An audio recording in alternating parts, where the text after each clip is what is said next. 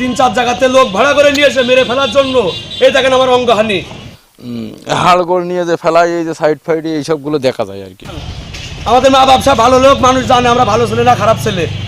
আমরা দীর্ঘদিন তার সাথে কিছুদিন ছিলাম, জানার পরে তার আকাম কুকাম জানার পরে আমাদের বিশাল এক ছকে 3-4 জায়গাতে লোক ভাড়া করে নিয়ে এসে মেরে ফেলার জন্য এই দেখেন আমার অঙ্গহানি।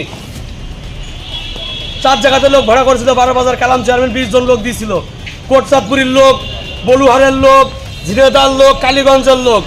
এ দেখেন আমার শরীরটা দেখেন, আমার দুটো আমার 3টে সন্তান একে প্রতিবন্ধীতে থেকে এসে এটা আমার দিতে পারে। এখন আমার বাপের ভিটে বাড়ি ব্যাংকে রয়েছে, সব বেরো প্রতিবার টাকা। আর এর টাকার খবর জানে কালা মানিক, ঘুঘু ফারুক, এখানে আছে হাজি, সব তথ্য পাওয়া যাবে এখানে হাজি সাহেব আছে, সব তথ্য পাওয়া যাবে। কালা মানিক, ঘুঘু ফারুক, হাজি আছে, আরিফ নিগারি আছে। আপনি কি শাইনের সাথে ব্যবসা করতেন নাকি? না, না।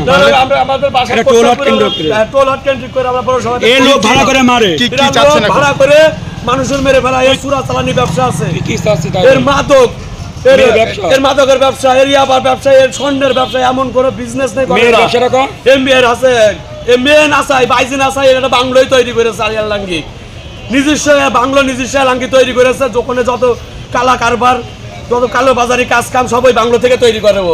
এই আমরা জেনে ফেলার সত্ত্বে আমাদের ওই দেখেন আমাদের অবস্থা দেখেন। আমার বাপ মা কিনতে পারে আমার ভিটা বাড়ি ব্যাংকে। আমি চাই আমার এই মামলা থেকে আমার মুক্তি দেন। এই শাহিন মিয়া, আর ইনার বড় ভাইয়ের নাম হচ্ছে সেলিম মিয়া। সেলিম মিয়া হচ্ছে পুরসভার চেয়ারম্যান, আর ইনার বাপ মৃত অবশ্য কাটু মিয়া নাম।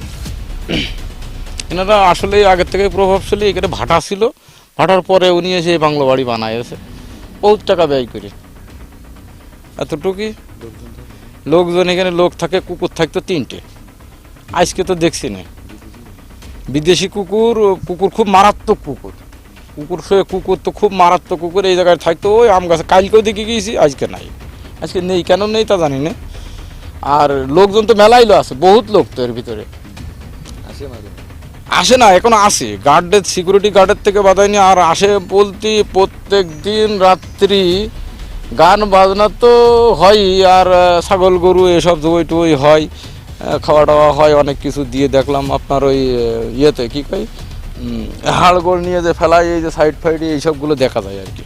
সকালবেলা আসলে আমরা দেখতে পাই। আমরা তো বাড়ি একটু দূরে এই যে এদিকে বড় বলে যে বড় বড় মাপের লোক, মানে গাড়ি আসে, প্রচুর পরিমাণ গাড়ি আসে, দামি গাড়ি আসে, এসে ভিতরে ঢোকে।